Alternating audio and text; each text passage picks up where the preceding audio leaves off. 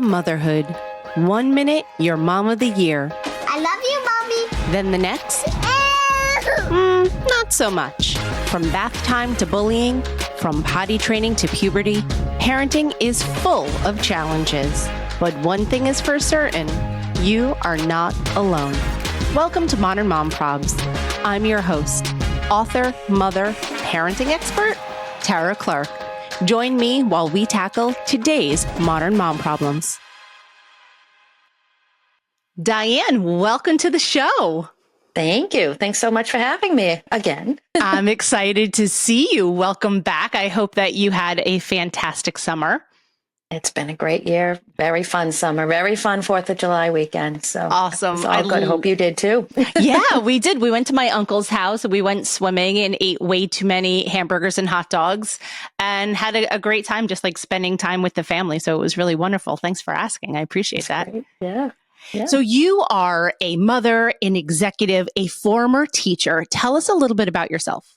Yep. So I'm a mom from Massachusetts. I've got 3 kids, two dogs and a husband. So we got a pretty busy house. My kids are older, so they're more towards college age than elementary school age, but we went through the elementary years. I was a former teacher. I also worked in tech and product. I was lucky enough, my choice when my kids were young, to be home, did some side gigs, tutoring and consulting and stuff. But when I was ready to go back, I was able to find a job that combined the education and the products. And so here I am. I've been growing with the product the last 16 years at School Family Media. So it's been a fun run. I love that. That is so cool. Yeah. So back to school is coming. We're almost there.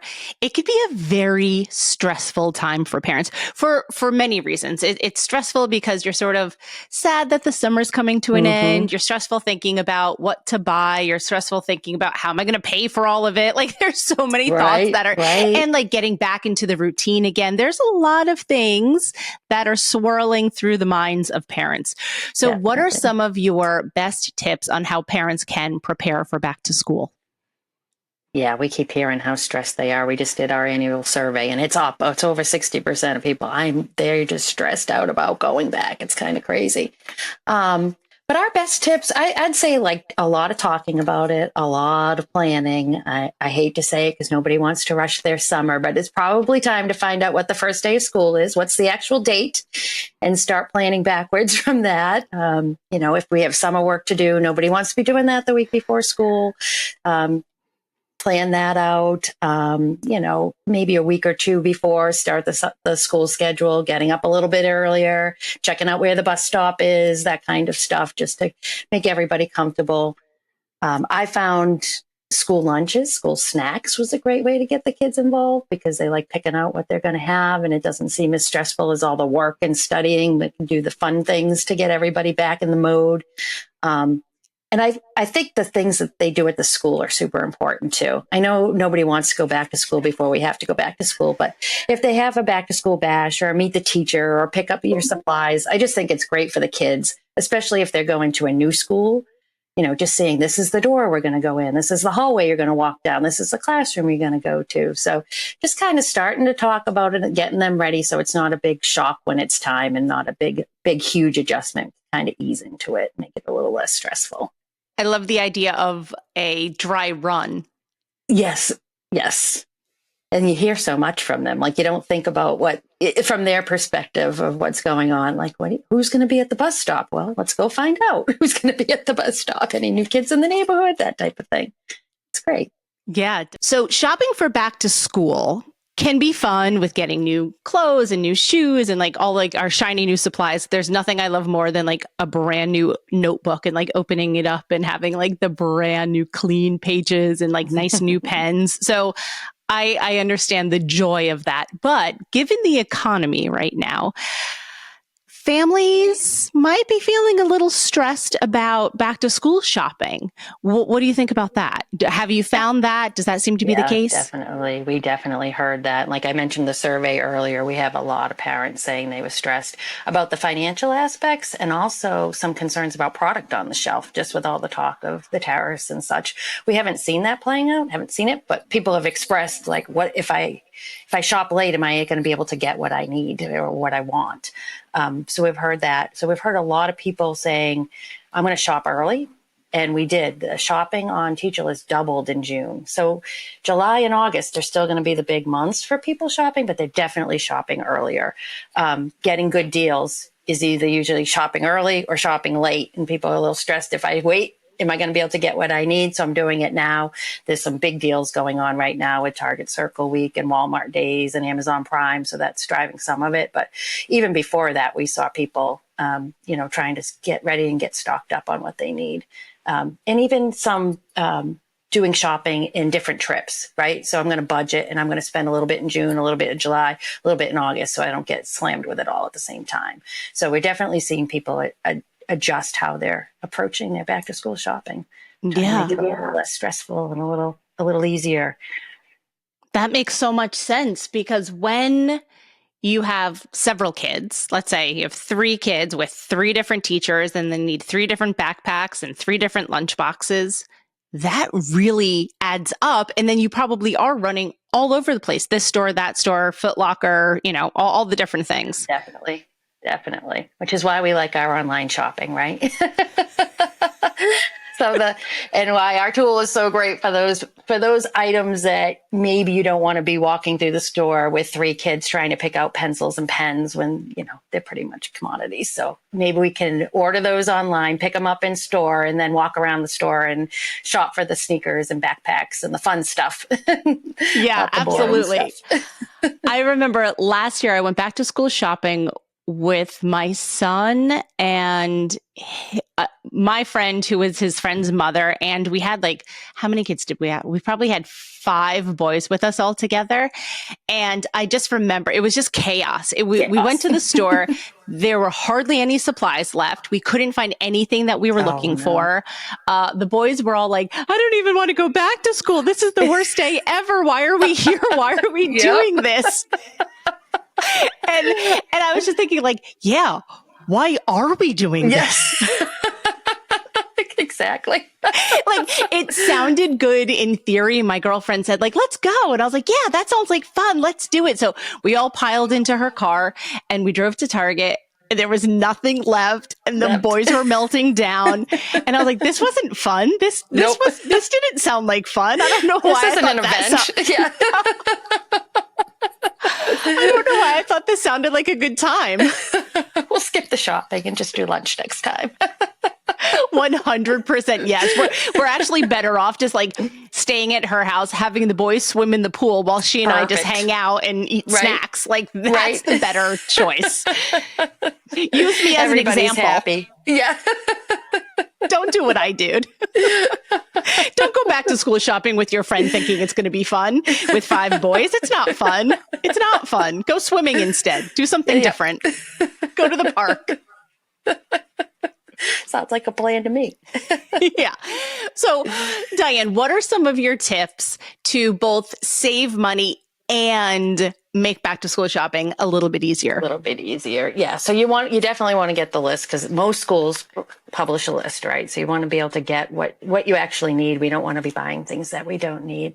So we usually get the list and then we go through an inventory, because there are things we have in the house. There's scissors from last year that we can use again if we want to save some money, maybe some rulers, maybe even some pocket folders that just never got used last year. So we typically go through and then figure out what we need and start comparing prices. That's another nice thing about Teacher List. You can look at all the different retailers and compare your list and see what's it going to cost at Target versus Walmart versus Kroger or Meijer or H-E-B or wherever you are, wherever you want to be shopping. Easier, like I said earlier, we like to take advantage of some of those curbside pickups or pickup in store, like exactly what we were just talking about. Another great way to save money is the tax-free weekends. A lot of states have a tax-free weekend, not only on school supplies, but the clothing, the backpacks, everything. So that's a great way to save a few bucks. And you talked about having the 5 boys all together. If you got a group of moms, we hear often where people will hit Costco, right? Or BJ's and buy in bulk and then split up. If you have 5 kids, you can do it yourself, but maybe with your neighbors or with your kids' friends' parents, that's a great way to save as well, to just bulk up that way. So those are some of our ideas. I love that idea. I actually think we probably should have gone shopping at Costco. And I think that would have been a better use of our time than the debacle that we had. The one kid he was literally laying on the floor. He's like, I don't want to go back to school. I don't want to do this. I don't want to do this. Don't even want to think about it. No. And I think that curbside pickup is a godsend for parents, that if you order it online, you just, dial it in, boop, boop, boop, and then have them drop it off in your trunk or obviously home delivery too. So tell me it's huge. Tell me a little bit about how teacher lists work with the teacher's individual list. Because let's say the teacher drafts a list, emails it to the parents, and then what? So what we do is we actually work directly with the school districts. So we'll go into the school and offer our service. It's free for them. We'll collect all of the teachers' lists, all their supply lists, and we digitize them. And then we share that data with all the major retailers. So Walmart, Target, all of those guys. So then the lists are online. It's the same list, the same items, but it's all connected to retail. So you can come to teachlist.com, for example, and view your child's list and then say, oh, I want to shop at Walmart or Target. You just click the Target button, everything goes right into the cart and you can just check out and go. On the other side, if you go to, say, Target School List Assist, they offer that. It's the same list. It's just on Target. So we work directly with the teachers. We think it's super important that we have the exact teacher's list because, they are specific for a reason. If they have a green, blue, purple pocket folder, it probably has to do with their organization system. So you want to make sure you have a green, purple, blue. So when the teacher says, pull out your blue folder for English or whatever, every kid has a blue folder. So we find it extremely important, or that's part of what we feel is important. And so we work directly with the schools. And every year we get that new list, which is why sometimes you'll go to look for your list and it's not there yet, but we will get it. You can sign up to be notified, email or text. So as soon as the list hits the platform, we'll send it to you with all those retailer links and you can decide where to buy it. So it's important, like I said, for us to make sure that we're working directly with the schools. And we know the parents, too, when they're looking for information from the school, they want it from the school. So a lot of our lists are actually embedded right on school websites. You wouldn't even know they were the teacher list lists. They look like the school lists because that's the service that the school wants to provide their parents, which is great. Yeah, that is great. That makes so much sense. I know when we had ordered my son's school supplies through teacher lists, it was his teacher's exact list down to Kleenex and Ziploc baggies. His teacher always wanted Ziploc baggies because I think they were I don't know, they had 1,000 different uses. They were practicing writing, they had organization stuff. And those are some of the ancillary school supplies that many parents don't necessarily think about. In addition to folders and a protractor and that kind of stuff, it's like the other things that make a classroom.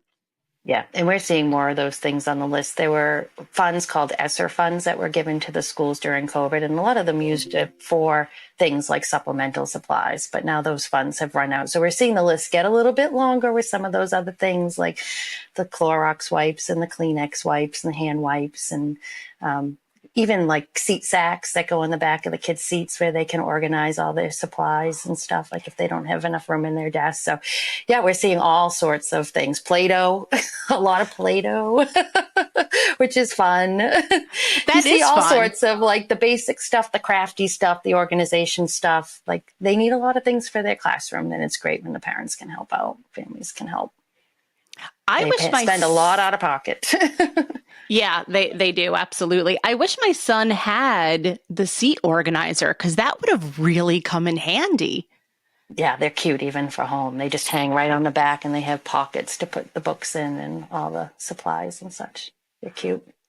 I love that. I might have to invest in one of those even now. Yeah. So Dyanne, what do you think? What is I should say it this way, what is your absolute favorite back to school hack? Oh, I got to say it's Teacher List. How could I not say it's Teacher List? But beyond that, beyond my plug, Honestly, for us as the kids were growing up, it was that routine the night before of making sure the backpack is packed. Do we have our checklist? Do you need a permission slip? Do you have your homework? Do you have your water bottle? Do you have whatever it is that you need that day? I personally am not a morning person, so doing that the night before and making sure everything was ready to go saved us a lot of stress. Yes. I totally understand that because for me, and for my son, I always make sure that like his backpack is packed, that we've laid out his clothes the night before if we can do that. What else? I'm trying to think of some of the other things. We know what's going for lunch. Yeah, I was going to say, like, I sometimes like half pack his lunchbox. Like I'll pack the staples, like the pantry stable food, and I put that in his lunchbox. And then in the morning, anything from the refrigerator, I'll throw in there. And we try to roll back bedtime at least starting a week or two before, because he loves staying up later in the summer, and we can't have that up until the night before. In his mind, in a perfect world, he'd be like, oh yeah, I could just go to sleep whenever. I'll be fine. Yeah. Like, no. The summer is a different thing. So we start to roll back the sleep cycle at least, or the bedtime, I should say, at least about a half an hour each day leading up until school. Good. And that's something that's been very useful for us. That's a great one. Yeah. Thank you. Yeah, that's taken a few years to perfect, and I think we're still working on that. That's still a work in progress because I don't want to. He doesn't want to, because the way that he feels is that, well, he's like, it's summertime and I'm going to push it until I can't push it anymore. Right. And I'm like, right. But the first day of school, when you don't want to get out of bed and you feel cranky and your body doesn't feel good because you've stayed up so late, then, that's and nobody's going to be happy. No, nobody's going to be happy. He's going to not feel optimal for school. His teacher's going to be like, he didn't get enough sleep. Like you can just tell sometimes when the kids like don't get enough sleep. So we definitely try to roll back bedtime as much as we can. And then also too, like having a really good breakfast in the morning to give them the energy to maybe make up for the sleep that they didn't have, or or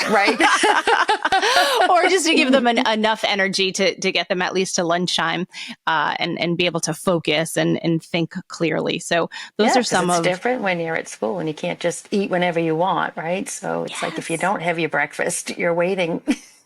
You could be waiting a long time. A long time. That's the thing. Through the summer, they're snacking all over the place. And then once school hits, like you're not snacking throughout the day like you are at home in the summer. So you have to plan accordingly. Yeah, definitely. Yeah. So I'm going to ask you a question that I ask all of my guests, and I'm super curious to see what your answer is going to be. Okay. What do you think is the biggest modern mom problem right now? Oh my gosh. It's got to be just having to do it all, right? I mean, you're the manager, the planner, the scheduler, the emotional support, the Uber driver, you're everything. It's a lot. It's a lot to be stressed that thin and to have so many people wanting and needing you, which is a nice thing, but it can become overwhelming at times to balance all of that and stretch yourself that thin. So I think it's a challenge to make sure you're taking care of yourself and not just everybody else. Got to include yourself too. I agree 1,000%. 1,000%. So many times we're just running, and not even physically running from place to place, but also even the thought, we're thinking about back to school in June. We're thinking about snacks. We're thinking about all of those things. So in addition to physically having to order or physically having to run out to the store to pick it up, it's the thought process behind all of that. So if there are things that we can do as modern moms, as modern parents, to make our load a little bit lighter, it's like, why wouldn't we lean into those things? Mm-hmm. Definitely. Anything that can make it a little bit easier, a little more convenient, get it done a little quicker. For sure. Yes. As a modern mom. Oh, I'm sorry. Go ahead. No, I said any hack you can find and share. Please share. Right, exactly. That's a big thing. And I like to say, we talk about modern mom problems, but I also am a huge fan of modern mom solutions because problems need solutions, and anything that we can to take some small thing, big or small, off of our plate, the better. Definitely. We hope we can help make back to school a little easier for all the moms out there and the dads, but the moms. Yeah. Dyanne, tell everyone where we can find more about teacher lists. Come on over to teacherlist.com. So it's teacher lists, ends in an S.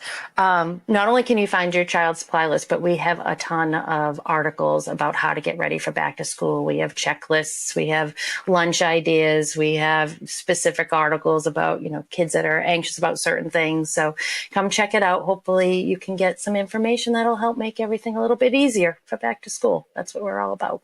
Yes, I want to read the back to school lunch ideas because I run out of lunch ideas so quickly that I'm like, what are we going to do today? I don't know. And it's nothing as crazy as like a beautiful bento box, but it's also nothing as crazy as just like, I don't know, a piece of bread or something. Like it's somewhere in between. We need some quick ones. Right, exactly. So I love that the website focuses or highlights all of those different things. I think that's fantastic. Thank you. Dyanne, thanks so much for being here today. Thanks for having us. Or me. Thank you. Thanks for listening to today's episode of Modern Mom Probs. I hope you enjoyed our deep dive in today's problem with me, your host, Tara Clark. Join me next time when I'll be interviewing another great guest and tackling another modern mom problem. If you enjoyed today's episode, please leave us a review and a rating. As always, you could head over to Modern Mom Probs on Instagram and give me a follow, or check out my book, Modern Mom Probs, A Survival Guide for 21st Century Mothers, available online wherever books are sold. Well, that's it for today. See you next time, folks.